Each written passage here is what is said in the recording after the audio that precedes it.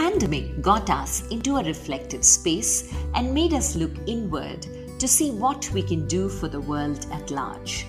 As a self-expression coach, I became a catalyst for women and started Vani, a one-on-one coaching program for women on finding their voice, to speak up, to be visible. As a storyteller, I spotted there were many ordinary people amongst us leading extraordinary lives, making a difference to the world, and they needed to be heard. Thus was born You and I with Rashmi Shetty, where amazing personal journeys with their uniqueness and individuality are showcased, a reaffirmation of the fact: open your eyes wider. The world is far more beautiful when we acknowledge the presence of both you and I.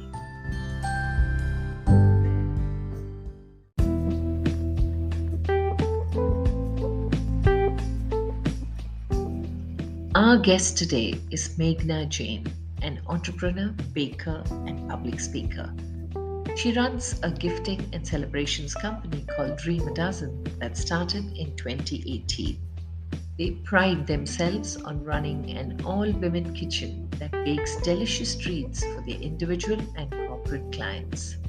At the age of 18, she started selling cupcakes to her university's cafeteria and has never looked back.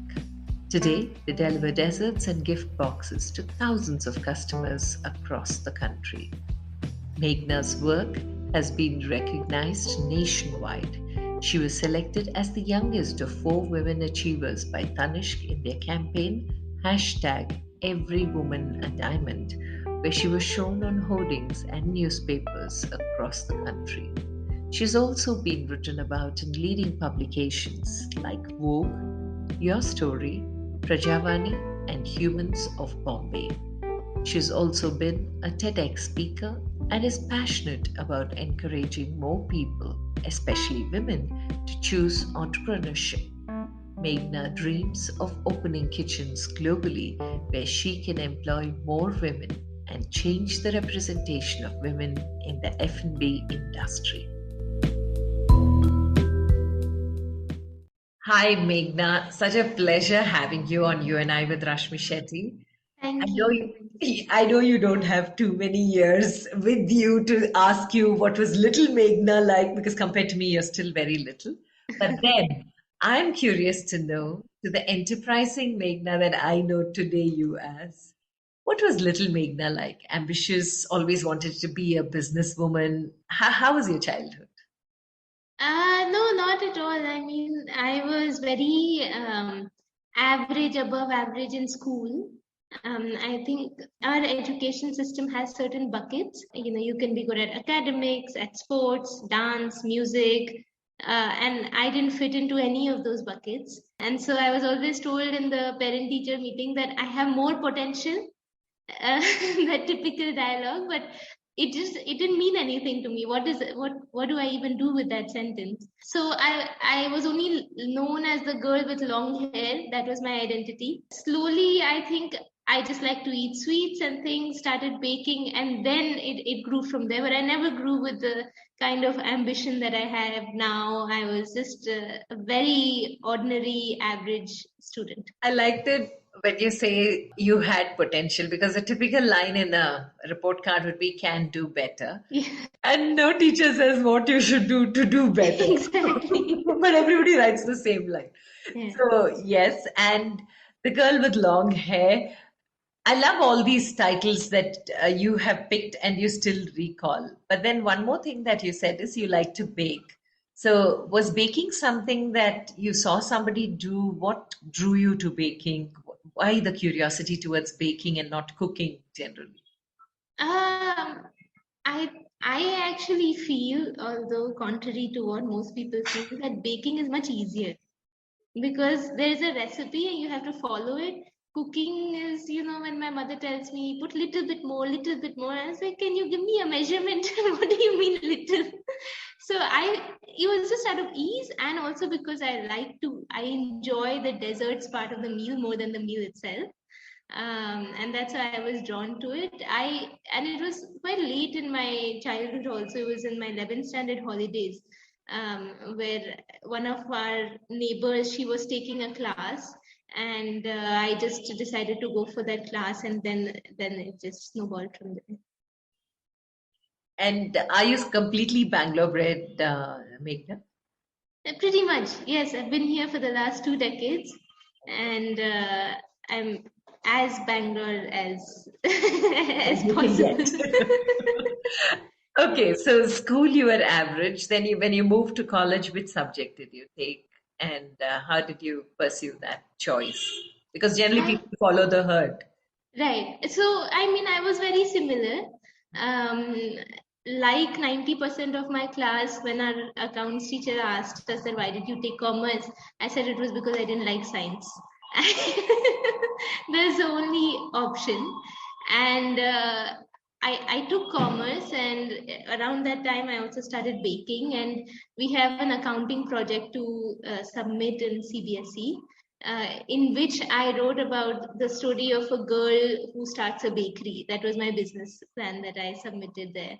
So I think it started there, and then in BCom, I kind of went from a very rigorous schooling method to a rather relaxed college life. And suddenly I didn't know what to do with the time I had. And because I stayed at home, it wasn't like I was, doing something outside of college or partying with my friends. So I just started baking and selling, and I found that cupcakes are very easy to make, easy to sell. So that was, and I wasn't even that good at it, but I was like, okay, let's see how it goes, and that's how it started. You say you are not good at it, then who are you selling it to? My own classmates, my own friends. I say I'm not good at it because now when I see the photos, I would not put that on the menu. But at that time, at that age, anything colorful, anything sweet, most people would happily eat it. So I actually started taking it to class. I put it on the WhatsApp group. I asked how many people would buy. There were 70 people. We got orders for 90 cupcakes. Ooh, And okay. then did this a couple of times, took it to my classroom, started selling, in the 5 minute break between two periods.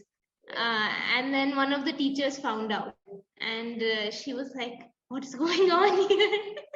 She said, where are your books? I had like so much frosting and cupcakes and sprinkles and the whole thing under the shelf. And she said, this is not allowed, you cannot do this. um, and then I said, okay, sorry, I won't do it, I'm sorry. Then one of my classmates stood up, and he was like, why can't she do it? So many people have businesses in college, she should be allowed. Then another professor, he connected me to the cafeteria. He said, this is a legitimate route, you sell to the cafeteria will sell on your behalf, don't make the classroom your shop. So that's what Oh, how it. wow. Yeah. Okay. So, how did you devise the economics of it as to how much would be the price of one cupcake and you'll make a profit? Did you make a profit or We compared to did, what we you did. invest? I mean, our calculation of profit at that time was only the ingredients. I didn't calculate rent or labor charge, anything like that. But we did make a profit, but it was more or less that, okay, Just Bake on the other side of the cafeteria selling it for 30, I'll sell it for 40. So that's how we decided. But we did try. Even today, I have the book in which we wrote our accounts, and we tried to, the first entry in that book is capital account 5,000, to cash 5,000. So Okay. we tried to be as proper as a commerce student can be at that age. Okay. And who is we, Meghna? So I did the baking, and I asked two of my friends if they would join, because I also started going for business plan competitions at that time. One of the teachers, she suggested that why don't you, this is a business, why don't you go make a plan out of it? So I needed a team. So one girl, she had a marketing specialization. She also at that time made a Facebook page. One girl did the accounting, and three of us just said, okay, now we have a business, and now let's do this. And are you three still together, or it was just a college project that stayed in college? Um, the finance one went on to do her things in the world of finance. The marketing one, after a few years, after I started full time, did join the business for 2 years. And then she went on to do her MBA and do other things. But we're still very close. They still help me out informally, but not a part of the business. Okay, okay. So these things which happened, now when you're looking back and you're remembering all of those, you're recollecting those moments of how the first steps into entrepreneurship began. Uh, to who Meghna is now in the business world. The journey has been for how many years now? All 9, 10 years. Okay, so almost a decade now that Yeah. you've been into business. Yes. So that little Meghna who had this interest in cupcakes, asked people on WhatsApp, got orders and took them, then sold it to the cafeteria and then made her money, to the Meghna today. What is the evolution of your journey, Meghna, as a businesswoman? And more than anything else, how have your dreams changed? Um, in a way, the dreams have not changed.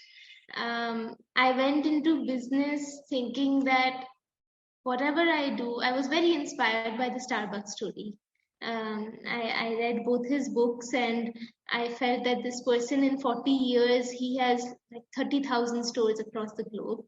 And it's just in one lifetime. It's not a generation, a business that goes through generations. And I felt that, if he can do it, I can also do it. So I have that dream of having stores all around the world, even now. Stores or presence, in whatever form, we'll figure it out. But what I didn't realize before I started or when I was much younger is the number of lives that we impact through the business, especially within our team, our customers, to a certain extent, our vendors. I didn't take into account the human relationships and how important they are and how those are the moments that will keep us motivated and not the publication in magazines and speeches and things like that. So yeah, I think that I realized that the moments are just as important or even more important than the milestones. Beautifully said. And in the process of making a business, in fact, drawing the plan and starting it formally out in the market, because in college it's different, it's still protected. Yeah. But when you step out into the market and decide to take it at a bigger plane, there are a lot of questions and challenges which come to your own value system with which you get into the market, right? So, what were some of those core values you still hold very hard and fast to? And what were some of those where you said, no, it's okay, I think I'll go ahead and do it this way? um I think somewhere along the way, I realized that the industry, the F&B industry, is very male dominated.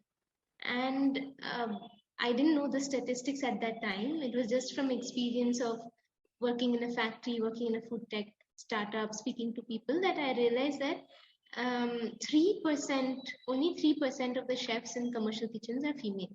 97% are male. And there are a variety of reasons for that. But when I started the business, I said, okay, we will have an all women kitchen. And that has been very difficult because we have to train them from scratch. Because the industry itself doesn't have enough skilled women who are working. So we are hiring girls from government schools, we're hiring lesser privileged women, and we're training them. And that training period is it takes time. Um, and I do think that the growth could have been faster if we say compromised on that value and said, hey, it's okay, we'll get a couple of male chefs who've had 10, 15 years of experience and they'll be able to do it. But I just felt that I wanted to prove that notion wrong, that women can't do it, can't be in the kitchen, can't whatever notions are there. And so that is one value that we stuck by, even though it may have slowed down the growth of the business in a way. Um, One value that we didn't stick by, we haven't changed it yet, but I am considering, so because we are focusing on hiring women that are unskilled or semi-skilled, we need to make the processes very easy for them. Because of which there are certain things in the market like premixes. Up until now, we were baking everything from scratch, and baking from scratch has many benefits. But premixes also has its own benefits and own disadvantages. Up until now, I was very against premix, but now I've started considering. We've not put it on the menu yet, but I've started considering, because for the sake of one value, we can't be so 100% on everything, otherwise we'll be running an NGO. We want to run a profitable organization also. So that is something, I mean, it's a very specific example, but two things that immediately came to my mind. Okay, so when you talk about your team of bakers that you pick, you said from government schools and you wanted women, completely women oriented. This is something that when I heard, I really liked, because if women don't empower women, who would?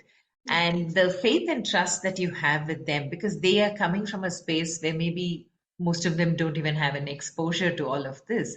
How do you first, what is it that you need to work on first? Their mindset, their passion towards something that you're passionate about. How do you make sure that they give in at least maximum of what they can? How do you develop that interest in them into this space? Um, I'm still learning. Every day, every experience is new. Because we've been raised in different ways. We come from different backgrounds. Many things that we take for granted should not be taken for granted. Things like using a microwave. We've grown up using a microwave. But we can't take for granted that they understand what a plastic plate is, glass plate is, steel plate is. This should not go into the microwave. So I'm also understanding how to set those processes from the beginning to tell them. But there is when they come, they're only coming because they want a job. They're not coming because they're passionate about baking. And so to inculcate that passion, we talk a lot about the girls who've been with us for a long time. There is one person, she's been with us for 4 years, and she came from nothing, no knowledge about this background, studied only till about 10th, 11th standard. But now she runs the kitchen. She trains the girls who come, and we are hoping that they can see themselves there, that 4 years later, if you were doing an alternate job, if you were working in a supermarket or an agarbatti factory, you don't see your career path that way. You're treated as a replaceable resource. But here, you're groomed in a way that you can see that, hey, I can run this kitchen 2-3 years later if I work hard, and I can make that much money. Today, she is the highest earning member of her family. So we hope that with the dreams that we have for the business, we create dreams in their minds as well. Wow. Dreams from the business, dreams in their minds. And when you're talking about this transition, you said the one who's earning the most in her family has been with you for the last 4 years. When did you formally make Dream a Dozen a business? 4 years back? 5 years back. 5 years back. 5 years ago. For the first 8 months or so, I did everything myself. I baked everything from my parents' kitchen. And then moved the business out of home into a commercial space. And it was when I moved, she was the first employee, and she had come for housekeeping. And I just realized that she's very smart and she's very energetic. So started teaching her little, and now she's come very far. Okay, so one question here. Since you deal with women from that community, when you're talking to women and you take them into employment, there are many things you come from a privileged background, you've taken for granted, and they haven't. So there are many things you know about life and how to use all of it. What have been your lessons from them? I think just the fact that this is, we can't take it for granted. there was once there was no electricity in the entire colony. And we were all just looking out the window, and it was late. We were hoping to go home, and it was raining. And the only our place had electricity. And so one of them said, Didi, how come we have electricity? And I said, what do you mean? We have the generator. And then I realized she doesn't know what I mean. She doesn't know the concept of a generator. And so all of these small, and they happen every day. Every day we realize we cannot take all these luxuries for granted. And given that we've been raised in privilege, we are healthy, we don't have to worry about a roof on our head or food on our plate. All of that leads to believe that it is our duty, it's our responsibility to work hard. And if we are not working hard and creating something or building something, then what's the point of being given so many things? So that, I mean, it reminds me every day that I have to do it. There's a responsibility on my shoulder. Okay. And then as you started moving in business, 5 years back means you were in 2018 that you started the business. Yeah. And at that time alone, then you moved in and a team slowly started evolving around the business. So first, before we get there, the name, the secret or the journey behind that name, Dream a Dozen, where did that evolve? How did you arrive at a name like that? I wish I had a nice A story for story. it. But Maybe time to do one. I honestly, like, we tried. I struggled for names for 2 months before we started. We were thinking butter this, chocolate this, spoon this, 101 different things. But I was very clear before we started that whatever it is, it has to have a trademark. So that was one of the very big criteria to say that this cannot have been already taken. And second, I like the word dream. I do believe in the power of dreaming big, and this just kind of suited that whole belief. Okay, so like a baker's dozen, your dozen has 13, not 12. I don't know. I haven't given it much thought. Okay, no, because when I saw the name, that was the first thing that struck me. So Yeah. baker's dozen is not 12. So Yeah. I was like, okay, wait So, a yeah, minute. actually, everything we make is eggless. And I Okay. realized only a few months after I started the business that some people are associating dozen with eggs. Hmm. So it was a little contrary, but I said, okay, it doesn't matter. The biggest businesses, the name doesn't matter. It just depends how good of a work you do. So, Yeah, yeah, true, true. And so you just said that most of it is eggless. So you have a large amount of clientele to keep you in on the profit side. A lot of people now prefer. everything is eggless. Oh, 100%. Yes. oh, Yes. okay. Yeah. And the ones, have your customers kind of surprised you by asking for eggless this and that from a group of youngsters who normally don't care about what goes into their system? So there are a couple of things. Because it's fully eggless, the families who prefer 100% eggless, they don't have any ounce of doubt that there can be a mix-up. So the loyalty becomes much more for, because they know that there's absolutely no chance, and there are certain communities who prefer that. And then nowadays there's the whole talk of veganism, plant-based, cruelty-free, and it's helping us there as well, because we can very easily make vegan items. Of course, ours have butter, but we have a vegan menu as well. So from both perspective, it has helped the business. So this was not something that you thought about in 2018 when you set out. You were only looking at a small niche community which doesn't like egg in their cakes or baked items, or did you have an idea that you will have a definite clientele? So I was forced to do this many years ago when I was first started baking, because my father did not allow egg in the house. Oh, So any baking that I did, I had to find an eggless recipe for it. Even the baking workshop that I went to, I would make eggless version, then go back to her house and say, Auntie, is this okay?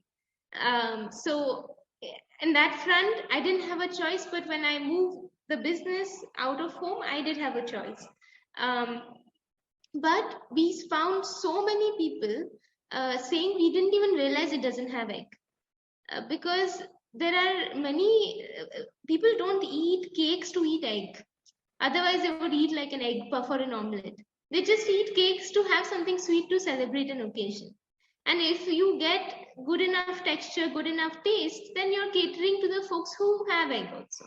Does this make your bakery a kind of a different standalone bakery in comparison to those around you? Because most bakeries use egg, right? Yes. So since you give only eggless, does this make it a standalone in comparison? So do you have too much of competition in this space? I know bakeries that are fully vegan now that have come up recently.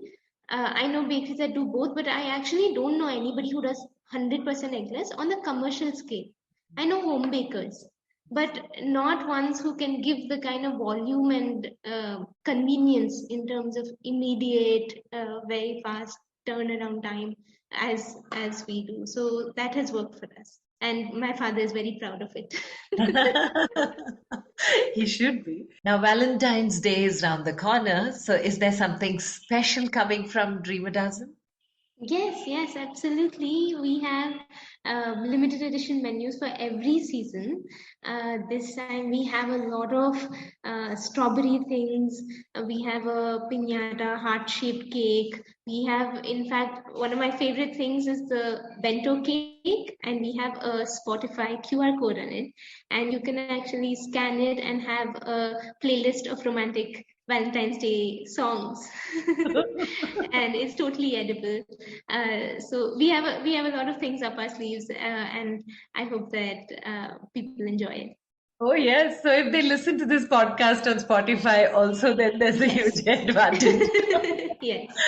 Okay, great, great. So, lovely plans coming up as well. Great, Meghna. And talking about your team today, who all does your team comprise and how many people are there totally in?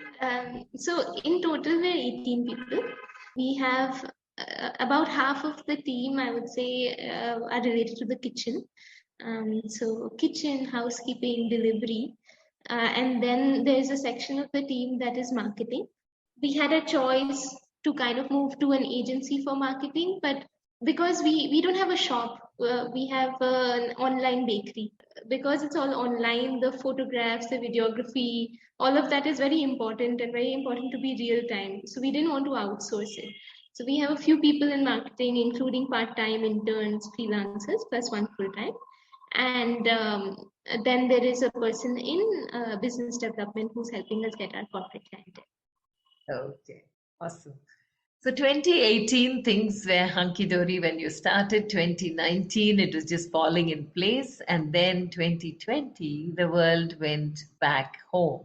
Yes. So how did you work from home? Everyone worked from home. And what happened to you and your business at that point of time? Because people became very conscious. We had a lot of home bakers evolve at that point of time. And how did you keep this fire on? So that time was uh, difficult for everyone, even more difficult for us in a way because 2019 we had started growing, and we also had trouble with the previous premises. The caretaker there was constantly harassing us. He was doing, he was cutting our electricity, things like that, and we said we have to move out of here. So the beginning of 2020 was where when we found this space where we are currently sitting, um, and it was three times the size of the previous location. And we had decided to, we actually had totally different plans to have a cupcake experience center, to have one section where kids can, wear a chef's hat and an apron, and then get a cupcake, do their own frosting, put sprinkles. So it was all very touch and feel kind of thing. And then we had planned all of that. We moved into this space on March 1st and had planned to do an inauguration in 2 weeks. Then it just looked like something, I don't know, something going wrong, let's delay it. So we told everybody we'll postpone it. We had called bloggers, journalists, our families, customers, and then it basically we just shut down. And like you said, we can't work from home, but we had very small staff at that time, just 5 people. We wanted to be able to pay them, so we actually did some interesting things. We played games with our customers and we raised money, and we not enough to pay the full salaries. Of course, we had to dip into our savings, but we tried to keep our customers engaged. I did some online workshops. um, then with the staff, I spoke to them 3 times a day, and I sent ingredients to their house, and we practiced some of our piping skills. So for about 6 weeks we did all of that. Then when we came back to office also, we didn't know what to do, how to clean, what to wear. And then this touch and feel experience was just out of the question. So we didn't go ahead with the cupcake experience center. Then our client said, okay, everyone's working from home. For Diwali and Christmas, we need to send gift boxes to their house. That's when then we kind of pivoted. And before Diwali, Christmas, we used to do, gulab jamun cheesecake and things that are very tasty but have to be had instantly, fresh food. Then we understood making longer shelf life items. We figured out the packaging for courier pan India. I had never sent one courier in my life before that, but we tried to figure out courier. And then we sent out about 1,500 gift boxes from our kitchen on Diwali. And that was like a huge thing. And we actually, then when we closed our books, we did better in that year than ever before. Oh, So wow. Okay. that was a Okay. pandemic. Yeah. So it was a pandemic for the whole world. And there were a lot of moments where everyone were like, will this last? Will this stay longer? Will we ever go back to what we normally did before the lockdown and stuff like that? What were some of the questions that you had in your mind at that point of time? Because you had just started a business, you were entering with a lot of dreams, and you had read, I don't know, by then you had already read Starbucks or the Starbucks I had story? read it in college. Ah, okay. Yeah. So here you are with the foundation of the Starbucks story, and suddenly this comes into everyone's life, not yours alone, and everything takes a back step. So, uh, what kept you completely driving yourself? Because at this time, motivation is intrinsic; it's not from outside, right? So, what was driving you, Meghna? What is it every morning you told yourself? Um, I was very disheartened. I was very, I mean, we would get calls from our customers pleading that we make the cake. That you don't have to open your shop. I'll come from the back and pick it up, and I'll do this, I'll do that. And at one point, I stopped answering calls. I switched off the phone because for a business person who has done so much to generate demand, and then to say no to every customer that knocks on your doorstep, it's heartbreaking every time you have to say no. But the first pandemic was still okay. The second one was really something, for the whole world, also for India. It was very intense. And for us, first pandemic, by God's grace, none of us got COVID. Second pandemic, some of our staff got COVID. We had to take care of them, shut down the kitchen. All of us got tested multiple times. It was just a very one day at a time kind of thing.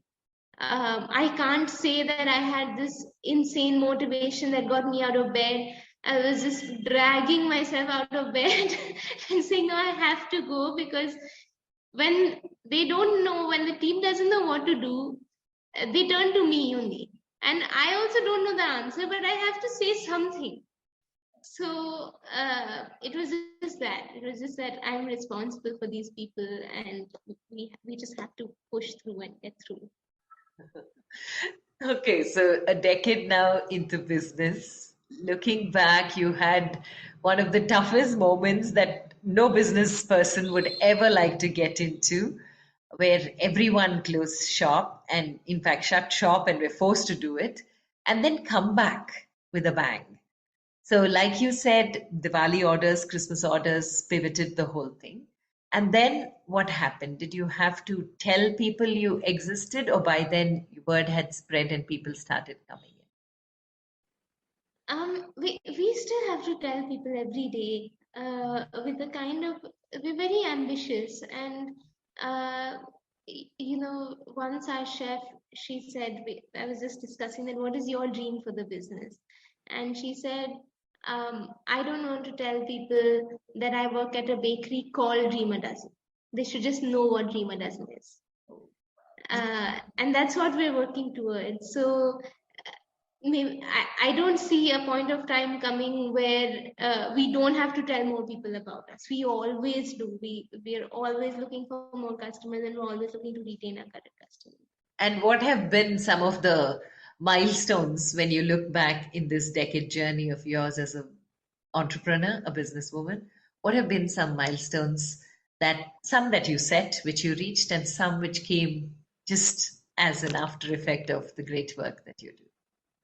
Um, so last year was quite significant for us, because our work started getting recognized in different places that I had never expected. There was a campaign that Tanishq did, recognizing 4 women achievers, and I got selected for that campaign. I was the youngest person, and then I didn't even know at that time what it was. When the shoot happened, I had no idea. I only came to know when one of our customers sent a photo of the newspaper, and she said, "Megna, is that you?" I said, "What?" That is me. And then for 3 months, repeatedly on national and local newspapers, on hoardings across the country, calls were pouring in for my parents with congratulations. And I am as far from a model as anybody can be. But it wasn't a modeling assignment, because the model's name and designation was never written, but their campaign was to feature people who've achieved something. And I mean, after that, not as a result of that, differently spoke at a TEDx event, been published in YourStory, and some of the things that I really looked up to as a student in college. We got all of those, some of those successes, but I think when people congratulated me for the Tanishq assignment, for some time I couldn't understand why I was being congratulated. I thought, oh, it was just one day of shoot. I've done so many more difficult things in my life, and but it was not the Tanishq thing that they were congratulating. That Tanishq was a recognition of all the work, all the overnight stays in the kitchen, and all of the 15-hour days that we've had. That was a recognition of the work. It was just one way of being recognized. So yeah, those are some of the milestones. But I think in terms of moments, like I mentioned, just yesterday, in fact, I was speaking to a girl who's just joined us. It's only been about 6 weeks, and I was just saying, how do you feel? How are you doing? And she said, I never used to. It's her first job here. It's her first job out of college. She said, I never used to think that really amazing things happened to me, and this happened, and this job happened, and it's so great, and I'm so glad that it happened.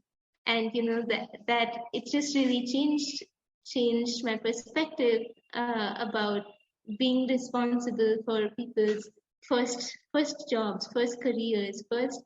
We're trying to set the benchmark in terms of what a good workplace should be, and it takes a lot of effort to do that. It's much easier if you didn't care, but I think that itself was something that is a milestone for me as well. Yeah, very beautifully put. Because when you say that it didn't matter much if we didn't care, but you chose to, there's a lot about who you are and where you're coming from that makes the difference. So, Meghna, when you are looking on this journey, this decade, first of all, congratulations on being picked by Tanishq. It truly is a special moment. And to be featured as one of the four, amazing. Very, very great. So, congratulations on that. And when you look back on these little moments of your life as a businesswoman in the last 4 years formally and before that put together, what have been your biggest highs where you really smiled year to year, happy you did it and chose what you're doing? And what have been some of the lows that you didn't expect ever? Because entrepreneurship and being in business is something many youngsters aspire for when they're in college, when they're in school, and want to be because they have seen just the highs.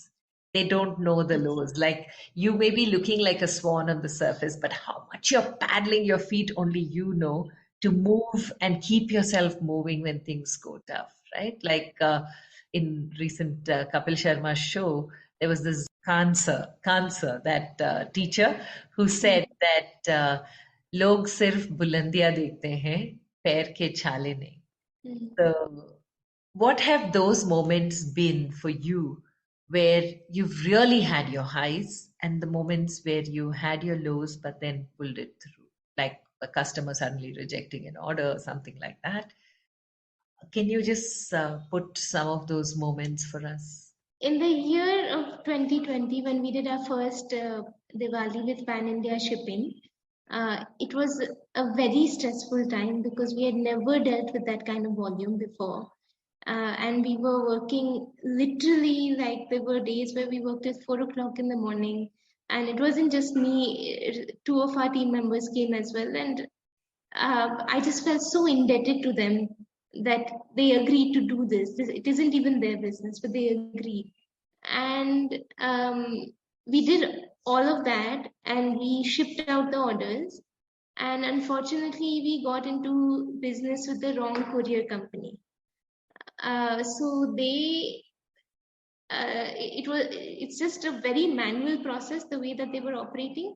They gave those like kind of like tickets and they don't write anything clearly on it. They just scribble the name of the recipient and a pin code.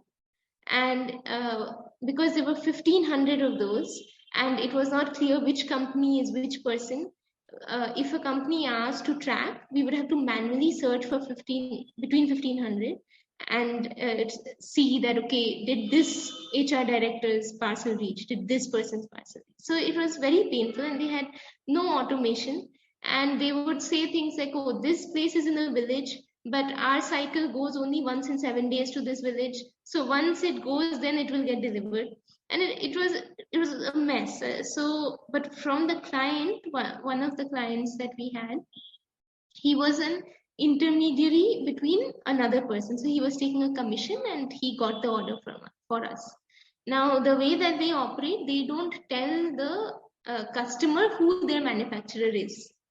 So he put me on conference with the client, and I was trying to explain that we are in a difficult position, and he was making unreasonable demands. They had ordered a very large quantity, and he wanted that 50% of them should be delivered the same day, when we had no control over it. And he was saying things like, "Oh, Amazon, it happens," and things. And I was trying to explain, and then the person who was in the middle, his name was Gaurav. So this client says that, Gaurav, why don't you speak to the courier company? Maybe if a man speaks, it will be more assertive, more aggressive. And I was already so shaken up by that time because we had been working non-stop and it was physically so taxing. And by God's grace, I kept my mouth shut in front of the client. But once he kept the phone, I was so like, I was just bursting with so many emotions about, there's not a single man in the kitchen. Everybody's been working overnight to make your order happen, and it has happened. It has gone from our place on time. Unfortunately, the courier guys were wrong. And then you're saying that we need a man to fix this. And I just sat in my room and cried. Like, I just didn't know what to do. But of course, then one of the highs many many weeks later was when their payment came. So you managed to get all the 1,500 people get their cakes individually in their home? There were maybe about 30 packages that never reached, and we had to remove that from the billing. But it was a small price to pay for the kind of people we were dealing with. They were blackmailing us. They were threatening that we will hold your shipments. It was just a very, very big mess. By God's grace, 21 and 22 went very smoothly. We chose a different courier company, all automated, no problem at all. But 2022 was really a lesson learned by burning my fingers. What was the biggest lesson you learned in that, Meghna? You got the billing, yes, but what was the lesson learned from that? I should have been more thorough with the courier. I kind of went with them because they spoke very nicely. They were also from Rajasthan. And I just went with them because I thought they were decent people, but they were just the opposite. But I think that it's okay to pay a little premium if you are depending on technology, because it's very unlikely that technology can go wrong.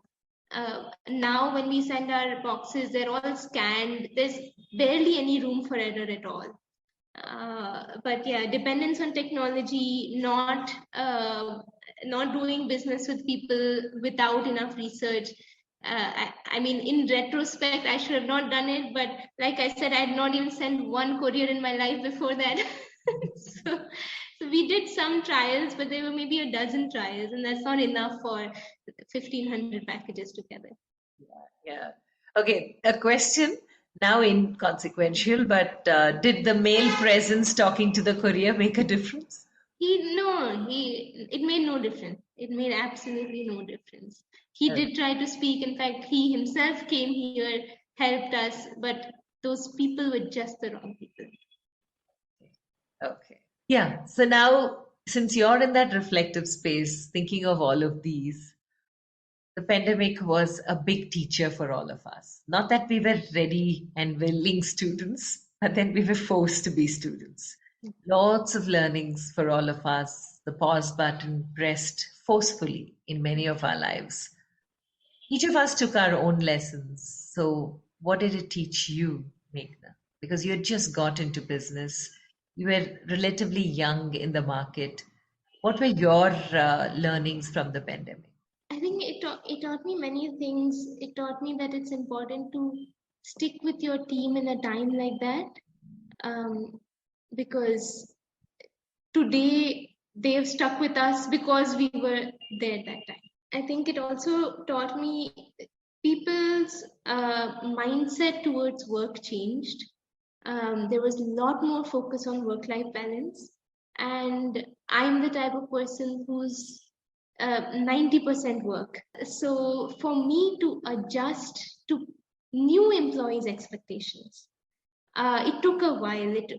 I just couldn't understand why somebody would want a 9 to 5 job and not want to work hard and not want to do it. I just, because I was not in that mind space, and then I had a few hiccups on the way.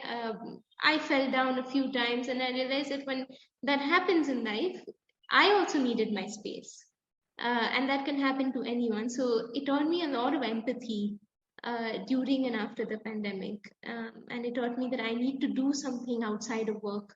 And I can't just have that as my only identity, because I heard this in some interview with the Shark Tank judges, where one of the founders, she said, I'm not only an entrepreneur, I'm an entrepreneur, I'm a mother, I'm a marathon runner, and I'm all of these different things. And these are just one of the few things that I do. So I realized I need to start having that list of things, otherwise it will be a problem. So, what has been added to your list now? I started horse riding last year. Okay, you must be so light for the horse. No, I eat all our samples here and then I go horse riding to burn the calories. But yes, that was something I really, really enjoy, and I needed that separation and that time away. They say horse riding is very meditative because the horse has a rhythm in the way the horse walks. Do you Yes. feel that? I enjoy being with the horse even more than the riding part. Even if I don't do the class that day, I go and I say hello to every single horse and I talk to them. I say, "How are you? Did you eat your food?" So I'm quite odd like that. Most people are like that with dogs and cats, but I'm like that with horses. With horses. Okay. That's because not everybody gets a chance with horses. That's true. Dogs and cats are easier. That's true. Meghna, for the journey that you've had, absolutely inspirational. I'm sure you've been invited by schools, colleges, your own alma mater, to come and speak to the youngsters there, the students there. So, is there something that you're doing for them or would like to do for them? There are actually a lot of people who come and ask where because they want to open similar businesses or any business. And I started something in 2021 called Pay It Forward. And I write about my business experiences on a blog. And along with that, I encourage them to DM me on Instagram. I'm at Megna Jain, Megnajain, and if they DM me, I speak to them for an hour on Sunday um, about three challenges that they may have and any solution that I might have for them. And it's totally free. It's just because somebody helped me and I feel that it'll be beneficial to help someone. Wow. Three life lessons that you'd like to leave us with. I think that I've learned consistency is everything. It doesn't matter whether it's sports or entrepreneurship or anything, as long as one shows up even on the difficult days, um, that will get us much far ahead. Uh, Somebody said, I don't remember who said, that we underestimate how much we can do in 5 years and overestimate how much we can do in 1 year. I think that's what consistency is. So that's my number one. I don't know if this is a life lesson, but it's a work lesson. The world rewards productivity and not perfectionism. I used to do many things myself because I didn't want to let go of that particular role because I felt it was so important. And now I realize that when I hire people and if they make mistakes, it's okay because there's a value of my time. And that is the third point, that time has a value and I cannot exchange it by thinking, oh, if I do this, I won't have to pay another person to do it, because I have to put literally a monetary value on every minute that I'm spending. Otherwise, it won't do the business any good. Wow. Absolutely gray head on green shoulders. I'm not at all surprised how you are such a successful businesswoman. I love your value of keeping women in a space where the world, by percentage, says men do better, and showing that, yes, a woman's team can do well and disprove what the world has shown us. All the very, very best to you, Meghna. So It's much. been such a pleasure talking to you and just listening to these beautiful life lessons, so authentic, and the growth mindset you have. I'm sure life has huge plans for you, and you're going to continue to be an inspiration. I'm sure you're an inspiration to your juniors at college or wherever you've studied, and you're going to continue to be one. I'm sure God is watching over you and keeping a special hand over you for the beautiful heart that you have inside you. Stay Thank you. blessed, That's so Meghna. Honored Thank to you so have had you on You and I with Rashmi Shetty. Thank you.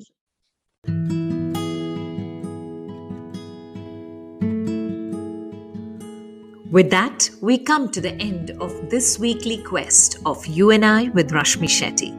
Do let us know if you know people who make the world beautiful.